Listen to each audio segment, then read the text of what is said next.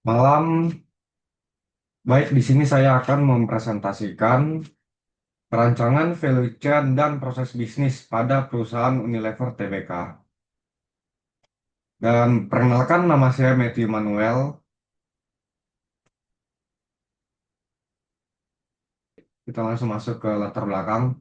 Jadi, PT Unilever Indonesia Tbk adalah salah satu perusahaan yang bergerak di industri fast moving consumer food FMCG dengan menghasilkan berbagai macam produk dengan jumlah nama 40 merek.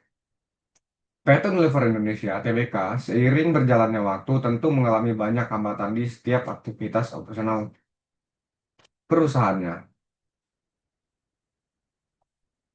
Oke, lanjut kita ke permasalahannya. Unilever memiliki rantai pasok yang sangat kompleks karena melibatkan banyak supplier, pabrik produksi, hingga distributor yang tersebar luas. Kompleksitas ini menimbulkan tantangan dalam hal koordinasi dan integrasi proses bisnis secara menyeluruh.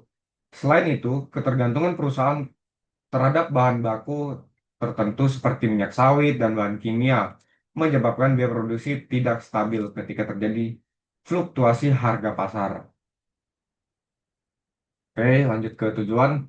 Jadi tujuan dari pembahasan mengenai perancangan value chain ini dan proses bisnis pada Unilever Tbk ini adalah untuk menganalisis serta mengidentifikasi berbagai permasalahan yang terdapat dalam rantai nilai perusahaan. Dengan melakukan analisis tersebut, diharapkan perusahaan dapat mengetahui bagian mana saja yang perlu dioptimalkan agar seluruh aktivitas operasionalnya dapat berjalan lebih efektif dan efisien. Oke, kita masuk ke sejarahnya. Jadi Unilever itu didirikan dengan nama Lever Zip Fabriken NV menjelang akhir tahun 1933 dan mulai beroperasi sebagai produsen sabun Sunlight yang terkenal dengan nama cap tangan.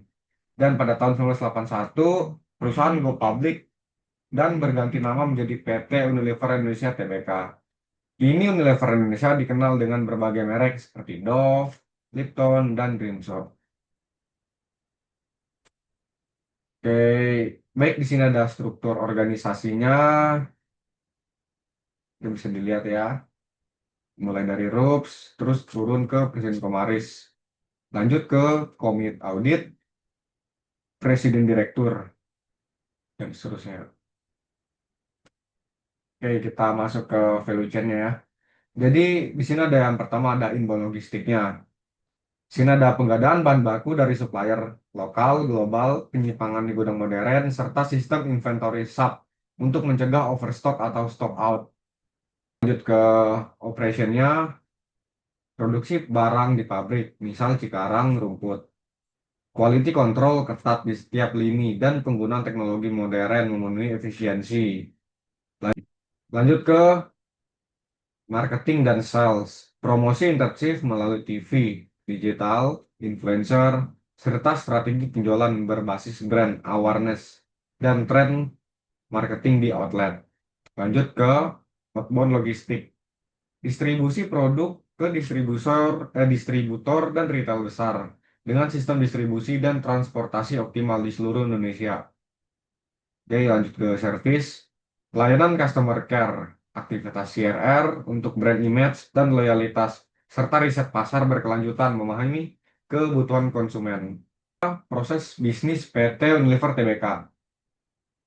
Oke, di sini dimulai dari marketing star. Jadi, pertama analisis pasar dan konsumen. Lanjut ke pengembangan strategi pemasaran. Oke, lanjut ke perencanaan kampanye iklan. Terus, penetapan target penjualan dan promosi. Jika ya, eksekusi kampanye iklan. Jika tidak, balik ke penetapan target penjualan dan promosi. Dari penetapan target penjualan dan promosi, turun ke penetapan produk di outlet. Dan turun lagi ke penetapan produk di outlet, lanjut ke penjualan produk ke konsumen, dan end. Kesimpulan, PT Unilever Tbk memiliki proses bisnis kompleks dengan value chain lengkap mulai dari inbound logistik hingga service. Tantangan utama adalah koordinasi rantai pasok yang rumit dan fluktuasi harga bahan baku seperti minyak sawit.